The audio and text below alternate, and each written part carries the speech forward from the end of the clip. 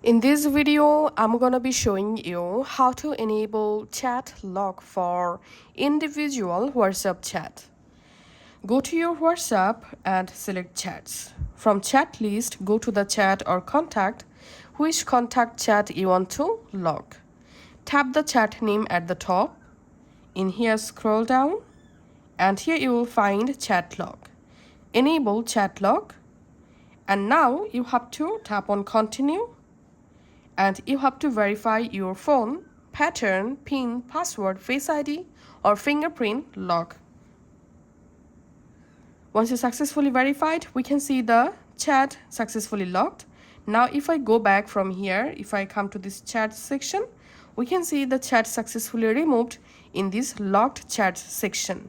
And to access locked chat, we have to verify our phone lock, and then we will be able to access our locked chats. Thanks for watching.